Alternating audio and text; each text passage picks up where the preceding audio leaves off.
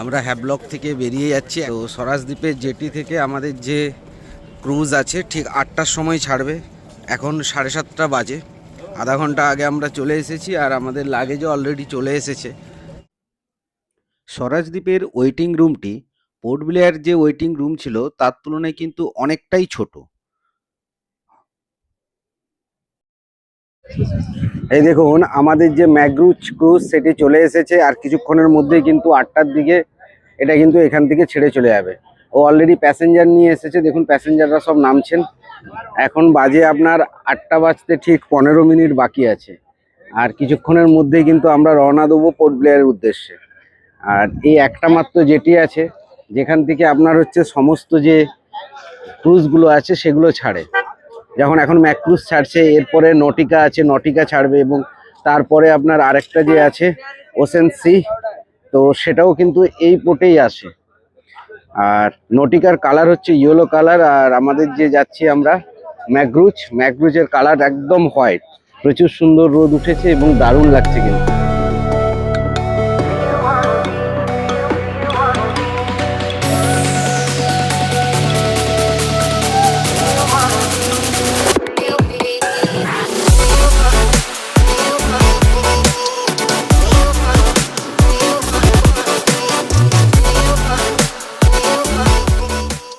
আপনারা আপনাদের লাগেজগুলো সঙ্গে করে কিন্তু নিয়ে যেতে পারবেন না। ক্রুজেরই পেছনে লাগেজ রাখার জায়গা করা আছে। আপনারা ক্রুজের সামনে লাগেজগুলো রেখে দেবেন। এই ক্রুজের যে স্টাফ আছেন ওনারা কিন্তু লাগেজগুলোকে নির্দিষ্ট স্থানে কিন্তু রেখে দেবে।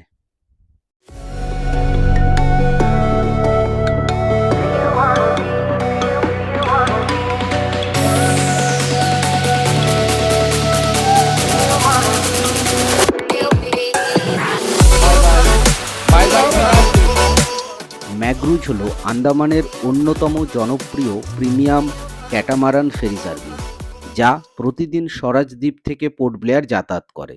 সমুদ্রের নীল জল আর দ্বীপের অসাধারণ সৌন্দর্যের মাঝে এই জার্নি নিজেই একটা আলাদা অভিজ্ঞতা। ক্রুজের ভেতরে রয়েছে এয়ার কন্ডিশন আরামদায়ক সিট, বড় বড় কাঁচের জানালা, পরিষ্কার পরিবেশ এবং সেফটি ব্যবস্থাও যথেষ্ট ভালো।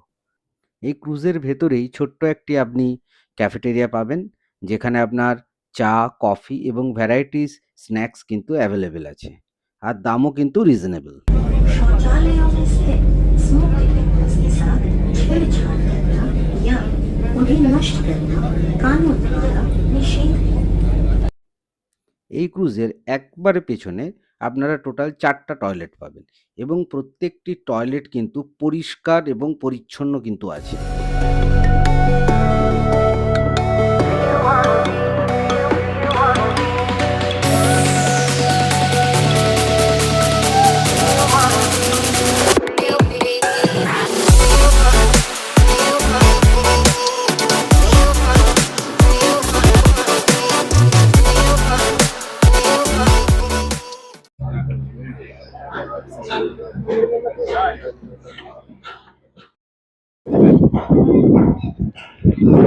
পোর্ট ব্লেয়ার চলে এলাম।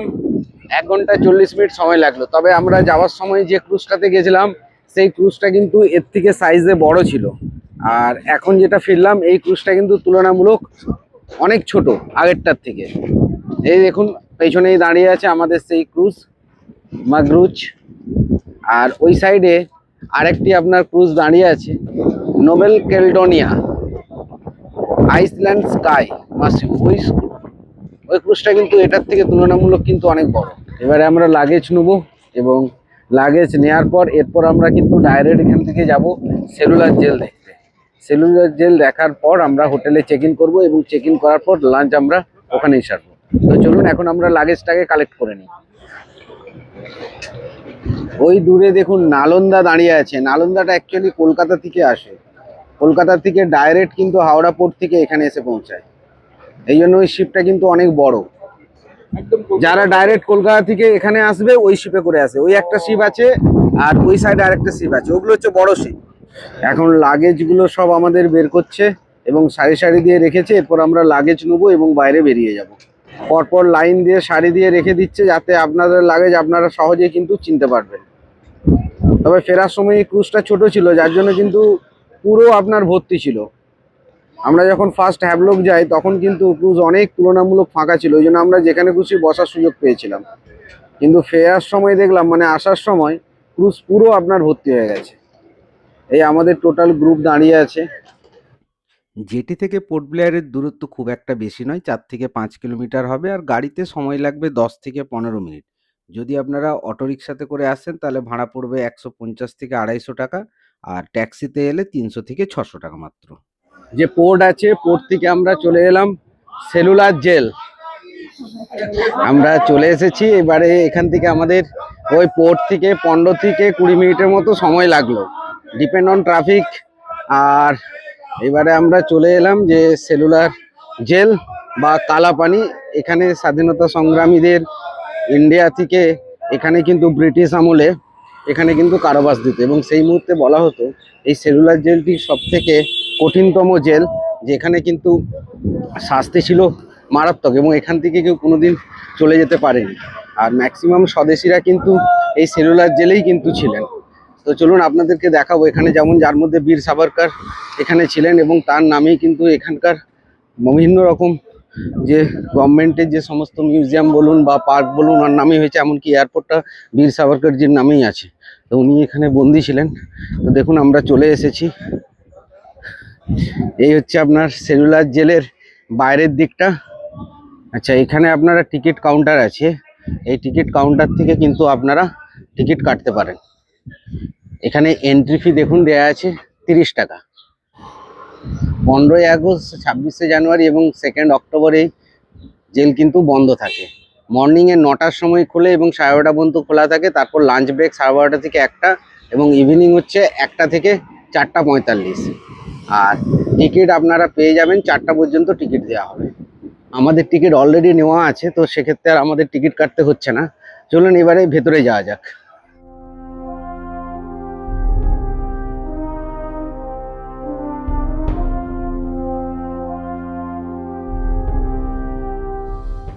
तो फिलहाल अभी आप लोगों ने जिस ब्लॉक से अंदर आया, इस जेल का एडमिनिस्ट्रेटिव ब्लॉक था। ऊपर वाले हिस्से में यहाँ का जो जेलर हुआ करता था डेविड बैरे, उनका रेसिडेंस ऑफिस वगैरह था, और नीचे पूरे गोडाउन के हिसाब से उन दिनों ब्रिटिश इसको यूज करते थे। तो जैसे ही आप लोगों ने अंदर आया, यहाँ पे देखिए 2 जोत जल रहा है, स्वतंत्र जोत और वंदे मातरम जोत। ये उन सभी फ्रीडम फाइटर्स के मेमोरी में है जिनको ब्रिटिशर्स द्वारा उन दिनों यहाँ पे बंदी बनाया गया था। सामने है शहीद स्मारक, that means martyrs column. Throughout India जितने भी freedom fighters up to independent Bharat की आजादी के लिए जो लड़ते हुए शहीद हुए थे, उन सभी के रेस्पेक्ट में मार्टियर्स कॉलम बनाया गया, शहीद स्मारक बनाया गया। इसको 1985 में बनवाया गया। तो ये बनने से पहले यहाँ पे एक वुडन स्ट्रक्चर था जो इस जेल का हॉस्पिटल हुआ करता था फ्रीडम फाइटर्स के लिए। टूटने के बाद इसको 1985 में स्मारक का शेप दिया गया। सिटिंग अरेंजमेंट ये लाइट एंड साउंड शो के लिए। शाम के वक्त जब यहीं पे शो होगा तो आपको यहीं पे बिठा के दिखाया जाता है। उस पे क्या होता है, ये पीपल का पेड़ आपको स्टोरी बताती है। तो देखने में देखिए पेड़ आपको बहुत छोटा लग रहा है, but it is more than 100 year old tree.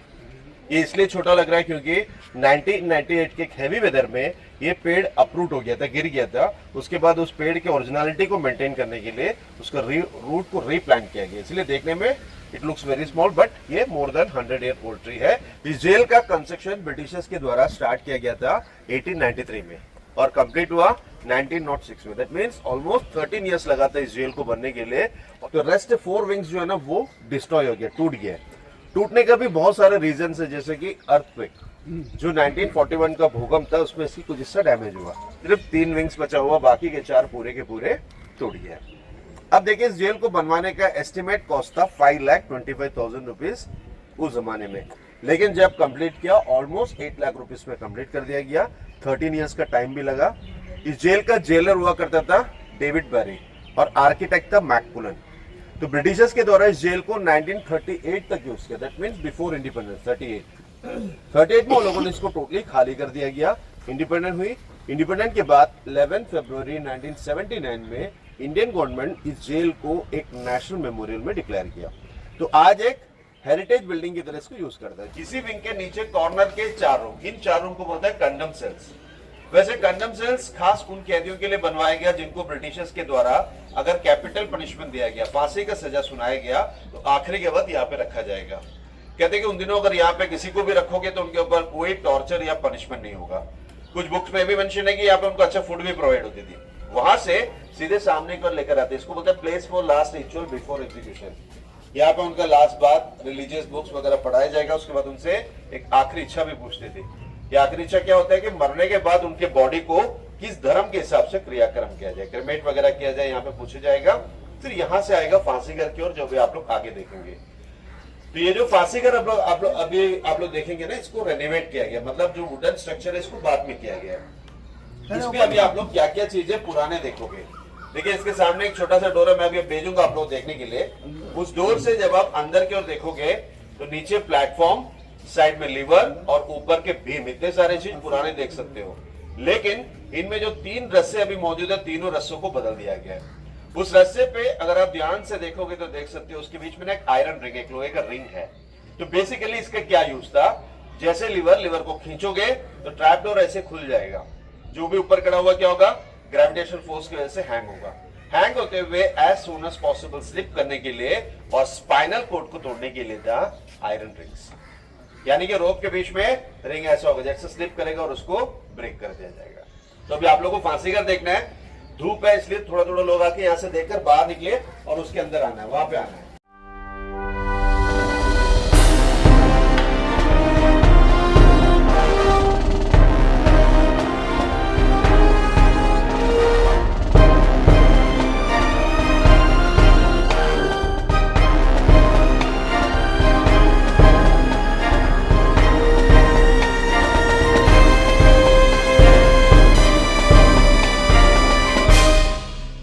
আমরা একটু আগে ফাঁসি ঘর দেখলাম এবং এখানে মডেল করা আছে, সেই মডেলে কিভাবে সেখানে যে বন্দিরা থাকতো অর্থাৎ ফ্রিডম ফাইটাররা, তাদেরকে যে কিভাবে আপনার হচ্ছে বন্দি করে রাখা হতো তার ভ্যারাইটিস শিকলগুলো আমরা দেখলাম মডেল আকারে। এই ভিডিওতে পুরো সেলুলার জেলের সমস্ত যে হিস্ট্রি বা ইনফরমেশন সব কিছু কিন্তু থাকবে। প্রপার গাইড আছেন যিনি কিন্তু আমাদেরকে ডিটেলস বলে দিচ্ছেন এই সেলুলার জেলের শুরু থেকে শেষ পর্যন্ত কিভাবে কি হতো বা কি কি ইনফরমেশন, যেগুলো হয়তো আপনারা অনেক জায়গায় পাবেন না। তো ভিডিওটি শেষ পর্যন্ত অতি অবশ্যই থাকবেন। একটু ভিডিওটা লম্বা হবে কিন্তু অনেক বেশি ইনফরমেটিভ হবে। तो जैसे ही आप लोगों ने अंदर आए, पहला स्पॉट ये जो देख रहे हैं ना, ये ऑयल मिल, ये ओरिजिनल है। ब्रिटिश रूल के हिसाब से जिस किसी भी कैदी को ऑयल मिल में काम देता है उनको per day 30 pound coconut oil और 10 पाउंड सरसों के तेल यानी कि मस्टर्ड ऑयल निकालना होता है। अब ये कैसे निकाला जाएगा, नारियल का जो सूखा हुआ ड्राई कोकोनट जिसको बोलते हैं ना, कोपरे को इसके अंदर डालते हैं। साइड में बड़ा सा रॉड, उसके बीच में देखिए वेट डाला हुआ है। अब एक बार वेट डालने से क्या होता है, इस पे एक चेन बंधा हुआ है जिसके चलते बीच के ऐसे बेंड हो जाएगा और अंदर जो भी पड़ी हुई है वो इजीली क्रश करेगा जब फ्रीडम फाइटर्स इसको रोटेट करेगा। तो उन फ्रीडम फाइटर्स को ये जो रॉड है इसको पकड़ते हुए करीब करीब 8 से 9 घंटे तक कंटिन्यूसली स्पीड चलना होगा या फिर भागना होगा। सपोज ये लोग स्लो डाउन होता है, रुकता है, लड़खड़ाता है, ऐसे केसेस में इनको पीछे से कोड़े भी लगाते थे ब्रिटिशर्स के द्वारा। सर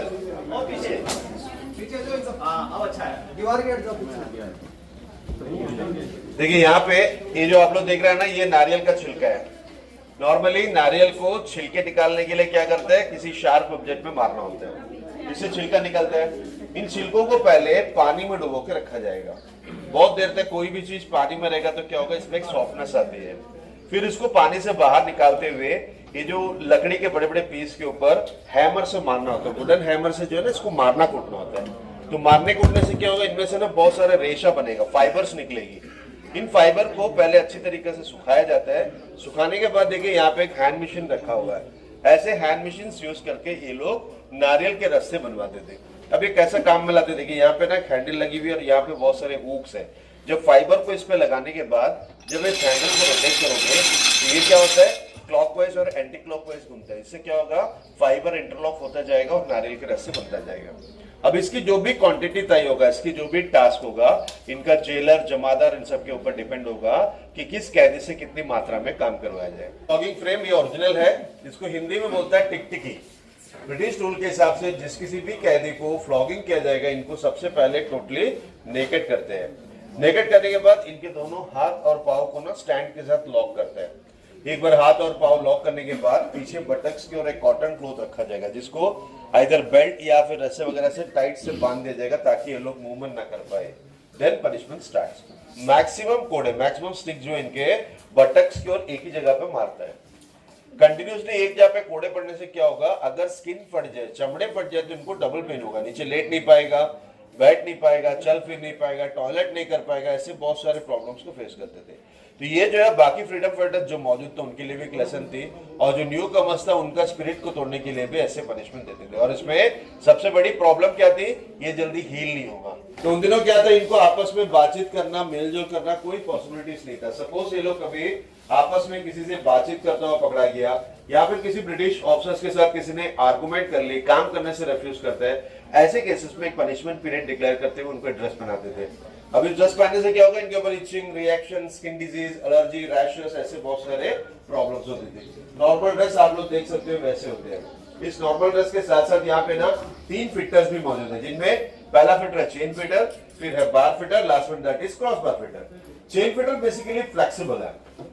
अगर किसी भी कैदी को चेन फिटर पहनाया गया तो एटलीस्ट ये लोग बैठ सकते हैं, खड़ा हो सकते हैं, चल फिर सकते हैं। लेकिन अगर आप कंपेयर करके देखोगे बार फिटर, तो बार फिटर्स में क्या है, चेन की जगह पे बार्स डाला गया। बार्स जो है ना बेंड नहीं होगा, जिस वजह से लोग अपना घुटनों का बेंड नहीं कर पाए, घंटों ऐसे खड़ा रहना होगा। और सबसे टफ वाली है, सबसे लास्ट पॉइंट, जिसको बोलता है क्रॉस बार फिटर। तो उसमें जो है ना एक एडिशनल बार भी डाला हुआ, देखिए पाव के बीच में एक एक्स्ट्रा रॉड आप देख सकते हो। इससे क्या होगा, पाव को नजदीक नहीं कर पाएगा, फैला के ही रखना होगा। और अगर चलने फिरने की कोशिश भी ये लोग करोगे ना, तो पाव के दोनों साइड में चोट लग जाएगा।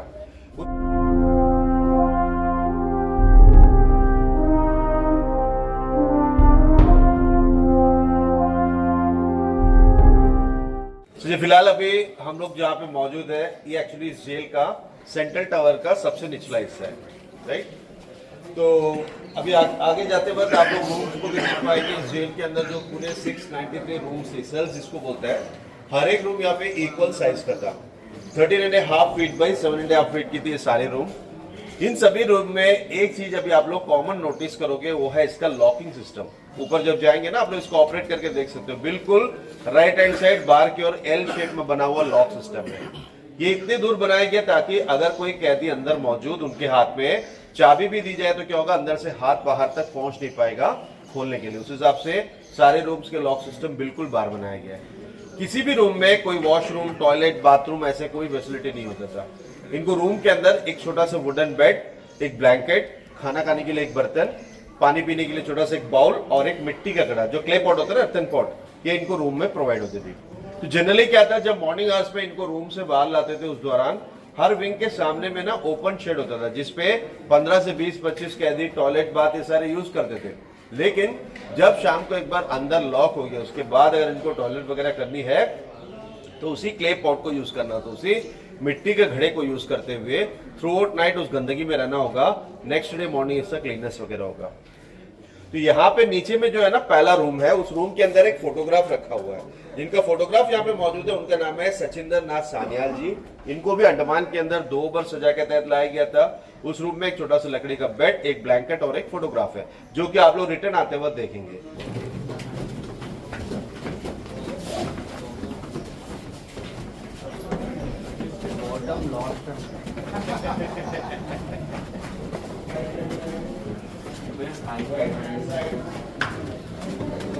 ओके, देखिए फिलहाल अभी हम लोग जहाँ पे मौजूद है, ये एक्चुअली जेल का सेंट्रल टावर का बीच का हिस्सा है। इसी सेंट्रल टावर के साथ विंग्स को कनेक्टिंग करने के लिए प्लेटफॉर्म मैंने बताया आप लोगों ने अभी जिससे क्रॉस किया, वो जो वुडन स्ट्रक्चर है, जिसे मैंने आगे आने के लिए बोला। पढ़ा लिखा फ्रीडम फाइटर्स या फिर ऐसे ही लोगों को उस लास्ट वाली रूम में रखते थे जिनसे ब्रिटिशर्स को खतरा हो, जैसे कि इस विंग के लास्ट रूम में विनायक दामोदर सावरकर जी को रखा गया। तो इनको ब्रिटिशर्स के द्वारा अरेस्ट किया गया था लंदन में। लंदन में उस वक्त अपना लॉ कर रहा था। कहते कि उस वक्त भारत में आजादी की मोमेंटम बहुत तेज थी। इनके ऊपर बहुत सारे चार्जेस भी लगाया गया और वहां से जब अरेस्ट करते हुए बाई शिप इंडिया लाया जा रहा था, तो फ्रांस के मार्शलेस पोर्ट में जिस जहाज में इनको लाते थे, उस जहाज से इन्होंने जंप किया और तैरते हुए भाग गया था, स्वयं करते हुए एस्केप कर गया। बाद में फ्रेंच अथॉरिटी उनको अरेस्ट किया, ब्रिटिशर्स को हैंड ओवर किया, इंडिया लाया गया, ट्रायल वगैरह की और पूरे 50 इयर्स का पनिशमेंट में अंडमान की जेल में उनको लाया गया 1911 में, 1911 में। तो ये जो अभी आप लोग देख रहे हैं, यहाँ पे बहुत सारे फ्रीडम फाइटर्स के नेम लिस्ट मौजूद है। इनमें अगर आप लोग नोटिस करेंगे तो मैक्सिमम बंगाल से है। पहला बैच ऑफ फ्रीडम फाइटर्स यहाँ पे लाए गए थे, वो लोग 200 लोग थे। फिर करीब 709 ऐसे करते करते उस वक्त कम से कम 3000 से ज्यादा फ्रीडम फाइटर्स यहाँ पे लाए गए थे। फिर भी वो लोग बिना डरे, बिना स्वार्थ, कोई स्वार्थ के हम लोगों की आजादी के लिए यहाँ पे आए और हम लोग उनको भूल गया। এখানকার যে ওয়াচ টাওয়ার, সেই ওয়াচ টাওয়ার বা সেন্টার টাওয়ার এটাকে বলা যেতে পারে। আমরা এখন যে জায়গায় আছি, তো এই সেন্টার টাওয়ার থেকে টোটাল 7খানা উইংস কিন্তু এখানে বের হয়েছে, কিন্তু বর্তমানে 3টা উইংসই কিন্তু অস্তিত্ব আছে। বাকি কিন্তু আপনার যে 4টা উইংস সেগুলো কিন্তু নষ্ট হয়ে গেছে। আপনাদেরকে দেখাচ্ছি, দেখুন 3টা উইংস। এই সাইডে আপনি দেখছেন 1 2 3, একইভাবে আপনার এই সাইড 5 6 অ্যান্ড 7, এই 3টে, এই বাকি 4টা যে উইংস, এই 4টা উইংস কিন্তু ডিস্ট্রয় হয়ে গেছে। ডিস্ট্রয় হয়ে যাওয়ার ফলে এই 3টে উইংসই আছে। আর এই 4টা উইংসে আপনারা যে এখানে দেখছেন এই যে সমস্ত বিল্ডিংগুলো, এগুলো সব হসপিটাল আছে, বিভিন্ন স্বাস্থ্য কেন্দ্র আছে। আর এখানে যে ট্রিটমেন্টটা হয় সেটা কিন্তু ফ্রি অফ কস্টে হয়, যেটা আমাদেরকে এখানকার যে গাইড তিনি বললেন। তো চলুন এবারে আমরা আপনাকে দেখাবো নিচে যে অংশগুলো আছে, এক একটা সেল দেখাবো যেখানে বীর সাভারকরজিকে রাখা হয়েছিল, সেই সেলগুলো দেখাবো। বা আদার যে এখানে ফ্রিডম ফাইটার, যে ফ্রিডম ফাইটাররা এখানে এসেছিলেন বা যাদেরকে নিয়ে আনা হয়েছিল, সেই তার মধ্যে প্রচুর বাঙালি ফ্রিডম ফাইটার ছিলেন, তাদের একটা নামও দেওয়া আছে, লিস্ট করা আছে, সেটাও আপনাদেরকে আমি এই ভিডিওতে দেখাবো। চলুন এবারে আমরা নিচে যাব।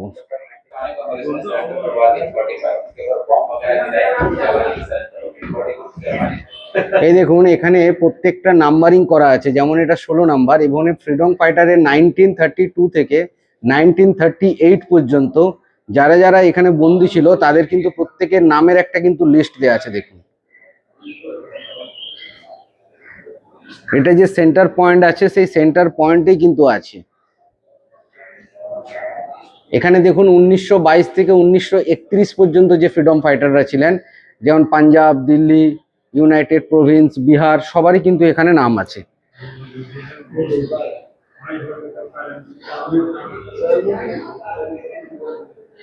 এই যে দেখছেন কাঠের পাটাতন করা আছে, এই কাঠের পাটাতনগুলো কিন্তু খোলা যেত। আর এই যে এটা সেন্টার, যেখানে আমি এখন দাঁড়িয়ে আছি, এই সেন্টার পয়েন্ট থেকে এই যে সেলগুলো তৈরি হয়েছে, যেমন এটা একটা উইংস আছে, এই সাইডে একটা উইংস আছে, বা আপনার এই সাইডে একটা উইংস আছে। তো এখানে যে ব্যাপারটা আছে, যেটা উনি বললেন যে যারা এখানে ছিলেন তাদের মধ্যে কোনো গন্ডগোল হলে তারা যাতে একত্রিতভাবে মিলিত না হতে পারে, তাদেরকে সেপারেট করার জন্য তখন এই কাঠের পাটাতনগুলোকে কিন্তু আলাদা করে দেওয়া হতো। যার ফলে কি হতো, এই একটা উইংস কিন্তু এই সেন্টার পয়েন্ট থেকে পুরো ডিটাচ হয়ে যেত। এর ফলে কি হতো, তাদেরকে সহজে কন্ট্রোলে রাখা যেত। চলুন আমরা এবারে বিভিন্ন সেলে যাব। এখানে এই যে সেলটি আছে, এর এই উইংসের একবারে এন্ডে বীর সাভারকরজির আপনার সেল আছে, সেই সেলটা আপনাদেরকে নিয়ে যাচ্ছি। আর এখানে যে সেলগুলো আছে, সেই সেলগুলো সব ইন্ডিভিজুয়াল সেল। দেখুন এটা হচ্ছে আপনার গেট। আর এখানে দেখুন লকটা করা আছে বাইরে, এই দেখুন এখানে লক বাইরে করা আছে, অর্থাৎ কেউ যদি ওখান থেকে হাত বের করেও এখানে আসতে পারত না। তো চলুন একটা সেল খোলা আছে, আপনাদেরকে একটা সেল দেখাই।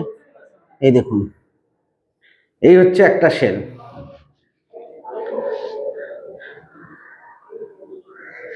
এই সেলের মধ্যেও কোনো না কোনো কিন্তু ফ্রিডম ফাইটার বন্দী ছিল।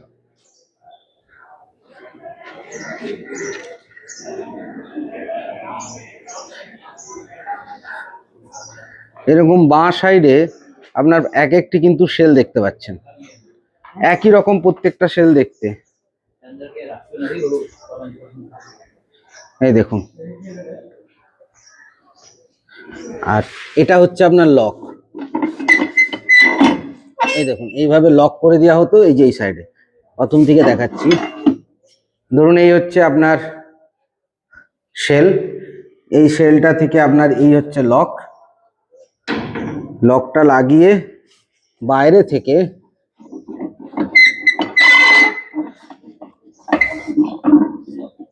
এখান থেকে সেলটা লাগিয়ে দেওয়া হতো। এই দেখুন এখানে লক হয়েছে, অর্থাৎ আসামিরা ওই সেলের ভেতরে থাকলেও এখান থেকে কোনো রকমে কিন্তু এখানে হাত বের করে ওটা কিন্তু সেলটা খুলতে পারতেন না। এই যে উইংস, এই উইংসের একবারে শেষেই বীর সাভারকরজির সেল আছে, সেটাতে আপনাদেরকে নিয়ে যাই।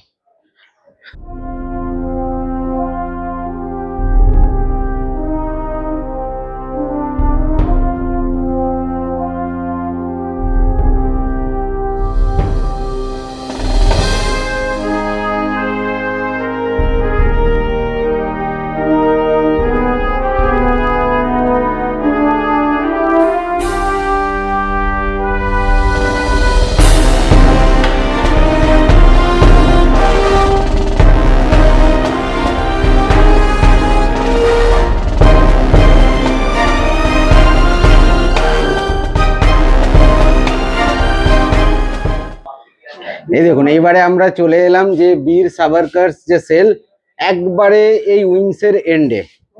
ওনার এখানে একটা ছবি দেয়া আছে দেখুন, cellular jail, national memorial, Andaman and Nicobar island, Swatantra Veer Vinayak Damodar Savarkar, born 28 May 1983 এবং ডায়েট 26 ফেব্রুয়ারি 1966। এই হচ্ছে সেই সেল। লাইট দেওয়া আছে যার জন্য আপনাদেরকে দেখাতে সুবিধা হবে। এই দেখুন, এনাদেরকে দেখলে মনে হয় কত কষ্টই না করেছেন। এনাদের সেই কষ্টর ফলস্বরূপই কিন্তু আমরা আজকে স্বাধীনতা পেয়েছি, কিন্তু আজকে আমরা অনেককেই ভুলে গেছি। এই দেখুন, ওনাদেরকে যে খাবার দেওয়া হতো সেই খাবারের পাত্র প্লাস কম্বল। দেখুন কি গরম লাগছে, এই গরমেই কিন্তু থাকতো ওনারা।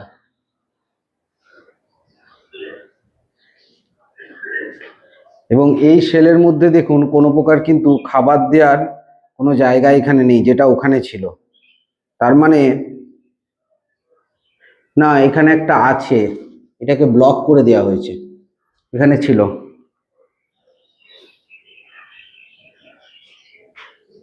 এইসব জায়গায় এলে কিন্তু রক্ত গরম হয়ে যায়।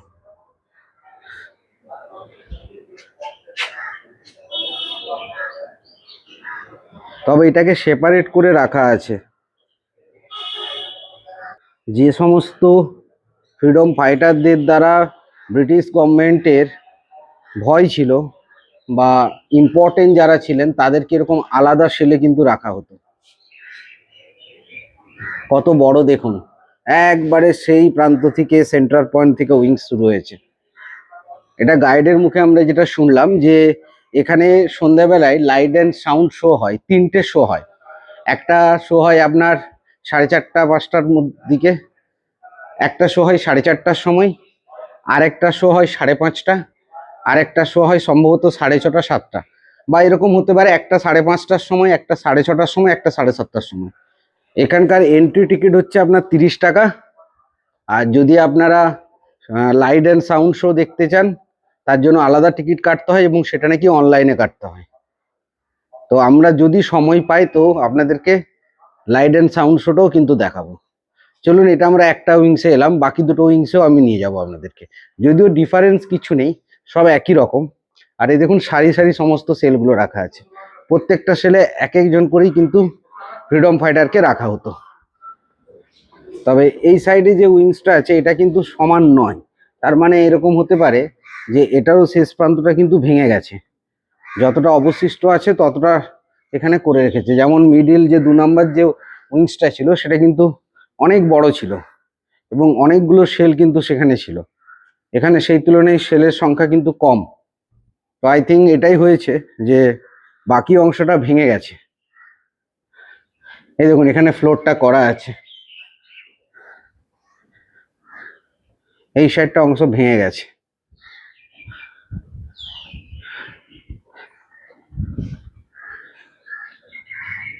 তবে সেলগুলোর প্রকৃতি কিন্তু প্রত্যেকটা সেলই একই রকম, হুবাহু সেল।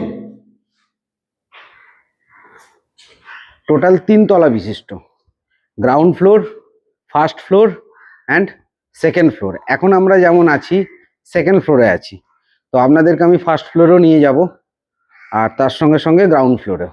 আমরা এটা দিকে নেমে যাই।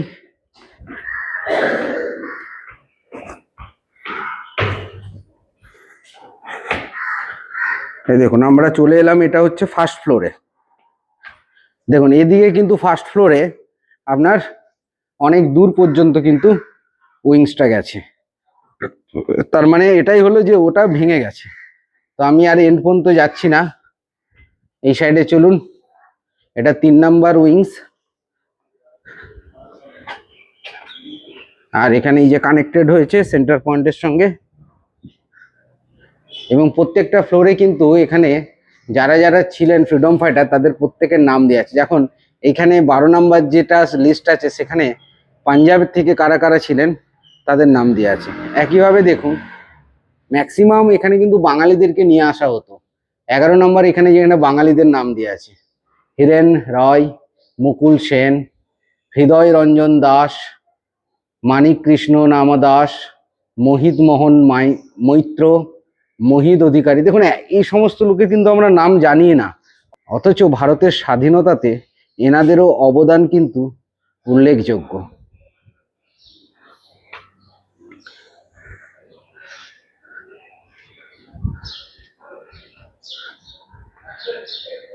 এই দেখুন এটা হচ্ছে আপনার মিডল উইংস, যেটা আমরা দেখিয়েছিলাম আপনাদেরকে। এবারে 1 নাম্বার যেটা আছে, 1 নাম্বারটা আমরা আপনাদেরকে দেখাইনি, চলুন 1 নাম্বারটা দেখছি। ফার্স্ট ফ্লোরে খোলা আছে,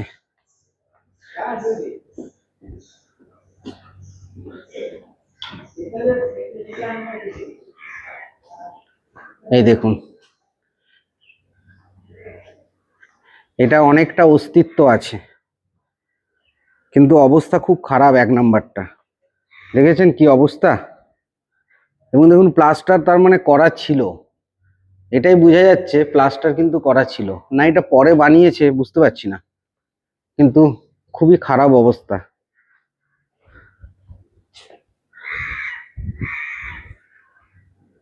পুরো ভেঙে গেছে।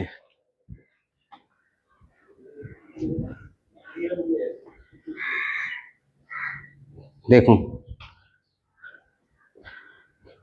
কি অবস্থা হয়ে আছে, দেখুন কত ছোট ছোট গেট, দেখেছেন কত ছোট ছোট গেট।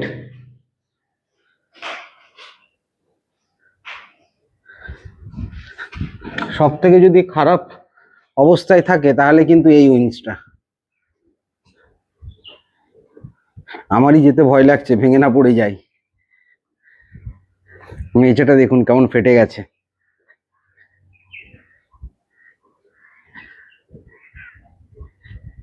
আর এরকম মাঝে মাঝে আবার গেট দেওয়া আছে।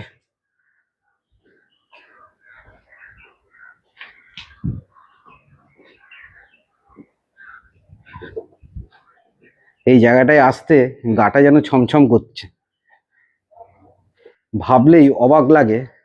এই এক একটা যে সেল আপনাদেরকে দেখাচ্ছি, এই এক একটা সেলে কিন্তু এক একজন ফ্রিডম ফাইটার ছিলেন, এবং তারা হয়তো ভারতবর্ষে কোনোদিন ফিরতে পারেননি, এখানে বন্দী হয়েছেন এবং এখানেই কিন্তু তাদের মৃত্যু হয়ে গেছে। কেউ হয়তো চেষ্টা করেছে পালানোর জন্য, আবার ধরা পড়েছে, আবার এখানে এসেছেন। আবার কেউ হয়তো এই যে শাস্তি, এই শাস্তিটা নিতে পারেননি, অত্যাচারের ফলে মারা গেছেন, অথবা কেউ হয়তো তার সারাটা জীবন এখানে কাটিয়ে দিয়েছেন। এই দেখুন এটা কি করতে বানানো আছে আমি ঠিক জানি না, এটা হচ্ছে লাস্ট। দেখুন কি অবস্থা, খুবই খারাপ অবস্থা, কিন্তু যদি এটা দেখা যায় তো পুরো ড্যাম হয়ে গেছে।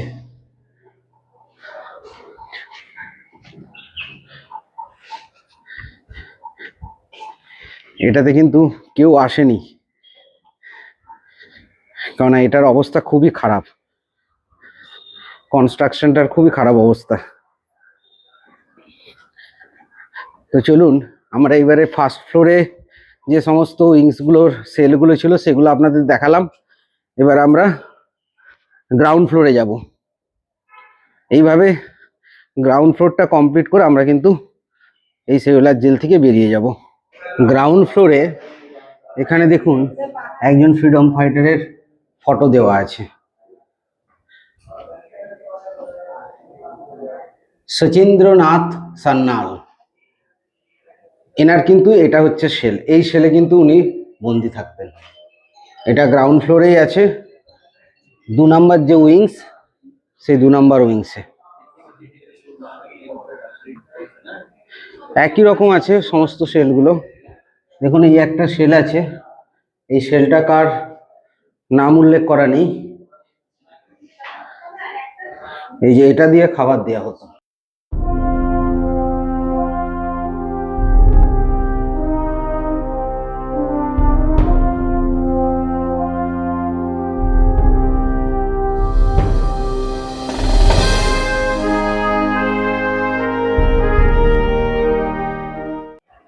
এখন আমরা এসেছি গ্যালারি অন আন্দামান ওল্ডেন ডেজ।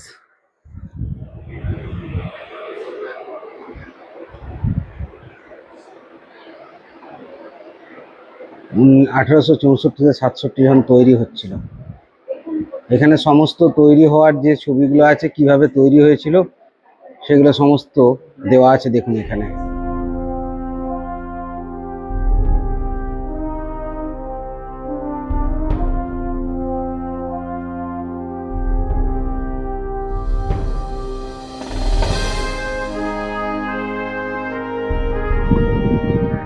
ওই সামনে যে দেখতে পাচ্ছেন চেয়ার দেওয়া আছে, ওখানেই কিন্তু আপনার আজকে সন্ধ্যাবেলার সময় লাইট অ্যান্ড সাউন্ড শো হয়।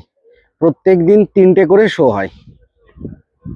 সম্ভবত ফার্স্ট শো 4:30 বা 5টা থেকে শুরু হয়, 1 ঘন্টা করে শোগুলো থাকে।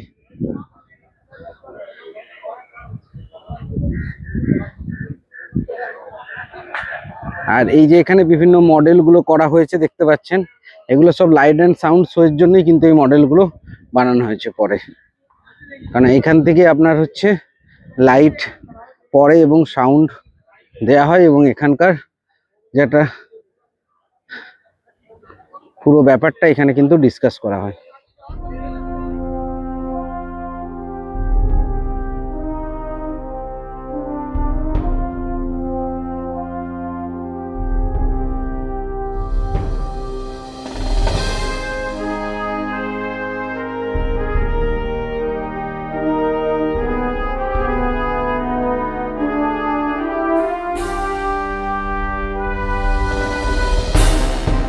আমরা প্রায় ম্যাক্সিমামটাই কাভার করে নিলাম। এরপর এই যে এন্ট্রি করেছি এই গেট দিয়ে, এরই ভেতরে আরেকটি গ্যালারি আছে। তো চলুন আপনাদেরকে সেই গ্যালারিতে নিয়ে যাই। সেলুলার জেলের মূল প্রবেশদ্বারের কাছেই রয়েছে একটি ঐতিহাসিক ফটো গ্যালারি, যেখানে প্রবেশ করলেই যেন ফিরে যেতে হয় ভারতের স্বাধীনতা আন্দোলনের সেই কঠিন সময়ে। এই গ্যালারিতে স্বাধীনতা সংগ্রামীদের বিরল ছবি, পুরনো নথি, ঐতিহাসিক তথ্য এবং ব্রিটিশ আমলে বন্দীদের উপর হওয়া অত্যাচারের বিভিন্ন বিবরণ তুলে ধরা হয়েছে। দেওয়ালে সাজানো প্রতিটি ছবির মধ্যেই লুকিয়ে আছে একটি সংগ্রামের গল্প। এখানে আপনি দেখতে পাবেন আন্দামানে নির্বাসিত বিপ্লবীদের জনজীবন, সেলুলার জেলের নির্মম ইতিহাস এবং সেই সময়ের বাস্তব চিত্র। এই গ্যালারির পরিবেশ খুবই শান্ত, কিন্তু প্রতিটি ফ্রেম যেন মনে করিয়ে দেয় স্বাধীনতার জন্য কতটা ত্যাগ স্বীকার করেছিলেন আমাদের পূর্বপুরুষ। ঘুরতে এলে শুধু জেলের সেল নয়, এই ফটো গ্যালারিটিও অবশ্যই সময় নিয়ে দেখা উচিত। টোটাল দেখুন এখানে 7টা উইংস আছে। 7টার মধ্যে এটা ফার্স্ট উইংস, সেকেন্ড উইংস, সব থেকে বড় যেটা সেটা হচ্ছে সেকেন্ড উইংসটা। তারপর এখানে থার্ড উইংস, ফোর্থ, ফিফথ, 6, 7, এইভাবে সমস্ত উইংসগুলো একটা মডেল করা আছে, যার মধ্যে 3টা অস্তিত্ব আছে, সেটা আপনারা দেখলেন। এই মিউজিয়ামটা আপনারা কিন্তু আসবেন, যখন দেখবেন এই মিউজিয়ামটাও দেখবেন, দেখলে কিন্তু অনেক কিছু আপনারা বুঝতে পারবেন। তখনকার দিনের অরিজিনাল কিছু ফটো এখানে আপনারা দেখতে পাবেন। নেতাজি সুভাষচন্দ্র বসু যখন এসেছিলেন তার অরিজিনাল সব ফটোগ্রাফ আছে এখানে। চলুন এবার আমরা জেল থেকে বেরোই। এই ছিল আজকের আমাদের সেলুলার জেলের ভিডিও। তো আজকের ভিডিও এখানেই শেষ করব। ভিডিওটা একটু লম্বা হয়ে গেছে, তো ভিডিওটি ভালো লাগলে লাইক করে দেবেন, শেয়ার করে দেবেন, আর চ্যানেলে নতুন হলে দিন গল্প চ্যানেলটিকে সাবস্ক্রাইব করে দেবেন। আবার দেখা হবে পরের নতুন কোনো ভিডিওতে, নতুন কোনো জায়গায়। আজকের মতো এখানেই শেষ করলাম। সুস্থ থাকুন, ভালো থাকুন, টাটা।